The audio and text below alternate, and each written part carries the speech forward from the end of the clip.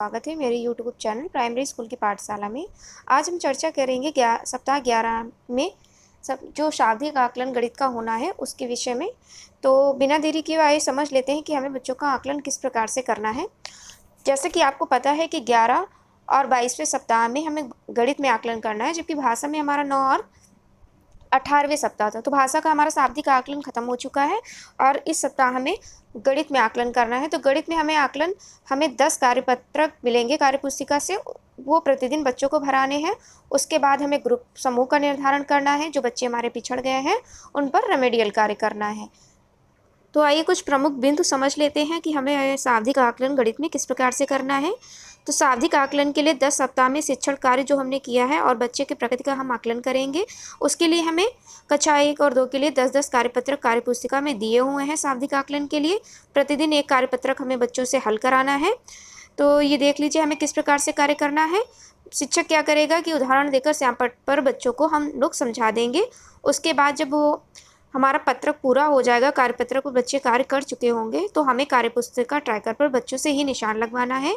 उसके बाद जब हम बच्चों द्वारा शाब्दिक आकलन पत्रक में दिए हुए उत्तर को जांच लेंगे, उसके बाद जब हमें उनका समूह का निर्धारण करना है और हमें समूह 2 बनाने हैं। 2 ग्रुप में हमें उन्हें डिवाइड करना है, ए और बी। ए ग्रुप में हम उन बच्चों को डालेंगे जिनके 50% से कम नंबर आएंगे और जिनके 50% से अधिक आएंगे उनको हम ग्रुप बी में डालेंगे। तो ये हमारा समूह निर्धारण हो जाएगा। और उसके बाद देख लेते हैं हमें क्या कार्य करने हैं। तो शिक्षण गतिविधियों को हमें क्या करना है, उसके बाद हमें रेमेडियल कार्य करने हैं। उसके बाद हमें 200 रेमेडियल कार्य करने हैं। जैसे कि आपको बताया जा चुका है कि जो बच्चे हमारे पिछड़ गए हैं, जो बच्चे हमारे ए ग्रुप में हैं, उनके साथ हम रेमेडियल कार्य करेंगे। गतिविधि का उपयोग करने वाले जो संसाधन हैं उनसे बच्चों को परिचित कराएंगे। और रेमेडियल गतिविधि में हमें और क्या करना है, जो बच्चे ए ग्रेड पाएँ उन पर हम विशेष ध्यान देंगे और उनसे प्रश्न पूछेंगे, संवाद करेंगे और उन पर हम रेमेडियल कार्यपत्र के अनुसार कार्य करेंगे। जो बच्चे हमारे ग्रुप बी में आए हैं उनको हम गणित किट का प्रयोग करना बताएंगे और उस पर कार्य करने के लिए देंगे, और बाकी जो हमारे पिछड़े बच्चे हैं उनसे हम रेमेडियल कार्य अपना जारी रखेंगे। तो आप देख लीजिए कि हमें किस प्रकार से शाब्दिक आकलन करना है। ये हमारा कहते हैं कक्षा 2 की कि हमें किस प्रकार से इन पर कार्य करना है। ये हमारे सभी कार्यपत्रक दिए हुए हैं। चलिए इन्हें कवर कर लेते हैं, फिर हम आगे देखते हैं कि हमें रजिस्टर पर कैसे रिकॉर्ड बनाना है। ये देख लीजिए आप, प्रतिदिन का एक अलग कार्यपत्रक होगा जो कि हमें बच्चों से भरवाना है और उनका समूह का निर्धारण करना है।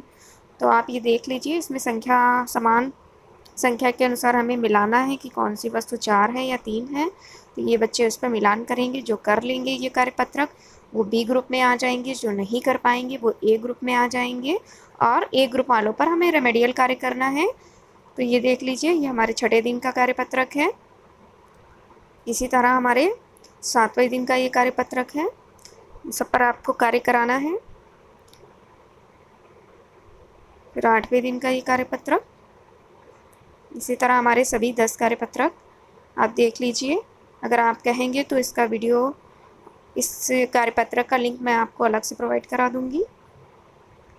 ये हमारे सभी कार्यपत्रक दिए हुए हैं इसमें। ये हमारा अंतिम कार्यपत्रक है, शाब्दिक आकलन 10। ये देख लीजिए। तो आइए अब देख लेते हैं कि मैंने अपना शाब्दिक आकलन का रजिस्टर किस प्रकार से मेंटेन किया हुआ है। तो ये देखिए, मैंने इस तरह से एक रजिस्टर बना लिया था जिसमें शाब्दिक आकलन ट्रैकर पास गणित जिस सप्ताह 11, जिसमें एक में आप क्रम लिख लेंगे और इधर छात्र छात्राओं के अपने क्लास का नाम लिख लेंगे। तो और उसके बाद हमें ये सर्कल मैंने बनाए हुए हैं जिसमें 1 2 3 4 करके पूरे 10 हफ्ते लिखे हुए हैं, जिसमें हमें बच्चों का आकलन करना था। किस प्रकार से आकलन करना था, तो ये देख लीजिए, उसमें ग्रेडिंग करनी थी बच्चों की। जो बच्चे हमारे 50% से कम नंबर पाए हुए हैं उनको हमें ए ग्रेड देना था। जो 50% से अधिक पाए हैं वो बी ग्रेड में आएंगे। तो इसी प्रकार से मैंने सबकी ग्रेडिंग कर ली हुई है। इसी प्रकार से आपको भी ग्रेडिंग करनी है।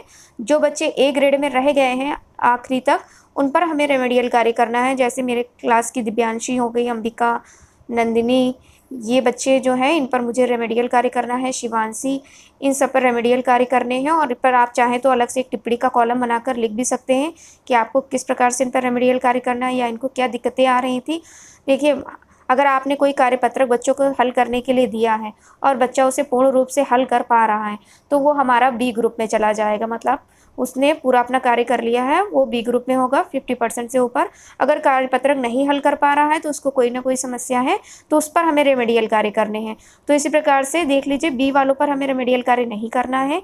ए ग्रुप में जो बच्चे हैं, जैसे ये लास्ट में हो गए, जैसे ये सचिन है मेरे क्लास का, इस पर मुझे रेमेडियल कार्य करने हैं। नंदिनी है, दिव्यांशी है। नीचे आकर देखते हैं तो ये बच्चे हैं जिसमें अर्जुन हो गए। तो इन सारे बच्चों पर हमें रेमेडियल कार्य करने हैं। तो इसमें कुछ भी बहुत ही वैसा नहीं कि आप ना समझ पाएँ, बहुत ही आसान है। ग्रुप निर्धारण कर हमें जो बच्चे पिछड़े हुए हैं इन पर रेमेडियल कार्य करना है। आई होप कि आप समझ गए हों कि, और इसी तरह से आप चाहें तो अपना रजिस्टर बना सकते हैं या प्रिंट आउट निकलवा कर भी चिपका सकते हैं। तो चैनल को लास्ट तक देखने के लिए बहुत बहुत धन्यवाद। मिलते हैं अगले वीडियो में।